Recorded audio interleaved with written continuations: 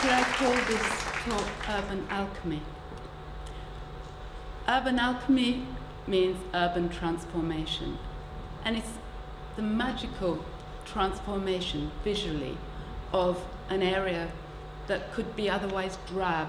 Buildings are pretty grey and drab much of the year, but when it comes to once it's got plants in it, it becomes really magic, it becomes enticing, it lifts people's well-being, and it's aesthetically absolutely satisfying.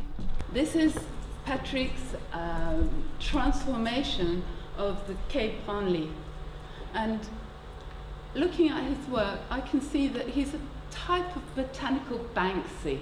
He's basically put his floral graffiti up the sides of many buildings and really made places more exciting. But what these fantastic walls are actually doing is nourishing the whole environment. And so they take in the carbon dioxide from these over sort of loaded urban environments, and guess what they do? They refresh the air. They put out more oxygen into the environment. This is the Exia Forum in Madrid. It's another of his walls. You can see how visually spectacular they can be made to look at night time. Absolutely, isn't it superb? Absolutely incredible. And you can see how he uses his artistic talents by putting different colour foliages through. So great visual effects can be achieved with them.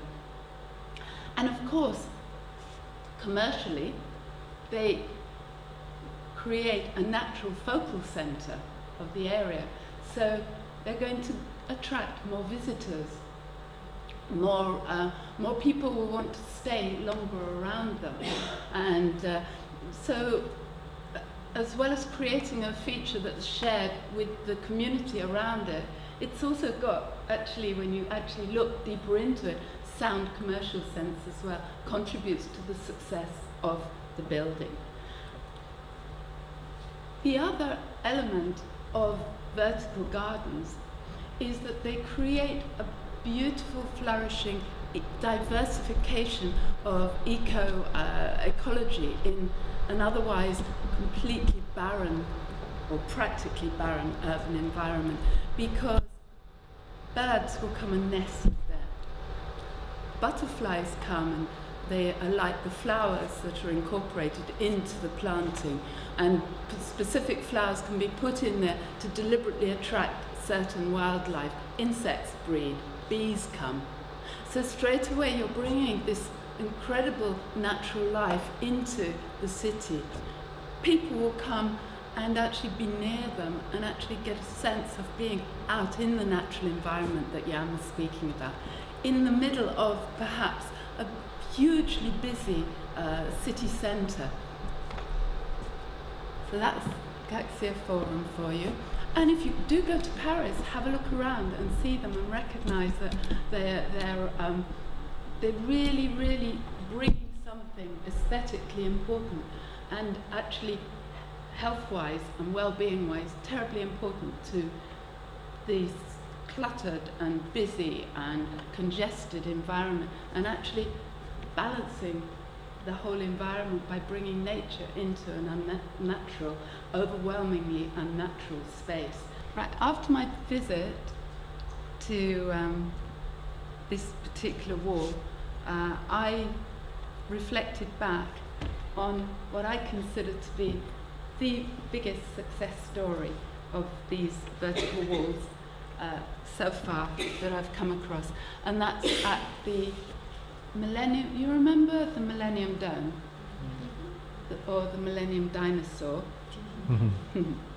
Well, one way or another, it's been transformed into one of the most successful entertainment venues in Europe.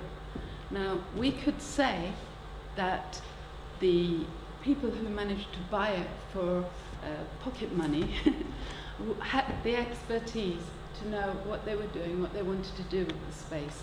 Nevertheless, the Greenwich Peninsula was a pretty much wasteland it was brownfield, and Feng Shui practitioners did several analyses of why it was evident that the Millennium Dome was going to fail.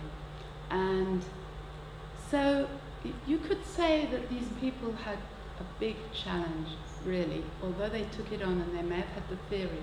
In practice, the site was pretty much a no-no-do-do, and whether or not they were going to make any success, I think people were pretty skeptical. Anyway, as it so happens, alongside their purchase in 2005, the exterior of the Millennium Dome, which is called Peninsula Way, was being also renovated in tandem with the building. And here we are, here's the Millennium Dome. So what we've got is a passageway which actually leads from the transport position around into here, the entrance. We'll come back to this at the end because I've got a lot to tell you about it, but I just want you to see the Millennium Dome. And of course, those of us who are concerned about the Millennium Dome, which we had a concern about these things here, which maybe were intended to be a crown, but to some of us they were arrows that pierced right into the heart of the building. And of course they're still there. So something must have happened. Something must have helped this building in Feng Shui terms. And you're going to see what it is. Can you see these trees here in the front? This is the same trees. Can you see what's there? Another wall, slightly curved. In the wall, although it's hard to see from the image that you or that I can see, there's also water coming down here. Every now and then, there's water shoots. And here, behind the wall, there's a little, if you like, a little canal of water at the foot of the wall. The architect who was involved in the creation of Peninsula Square was Bargazitas, and Alistair Barr took on this project, and he felt like we did, very, very sensitive man. He felt there's all this space and wasteland behind the Millennium Dome, and somehow he wanted to define the dome. And when we got down and spoke about it, I think he was quite surprised at what he had created that had helped we won't call it Millennium Dome anymore, it became the O2 Centre, Greenwich Peninsula. He wanted to do something to support the O2.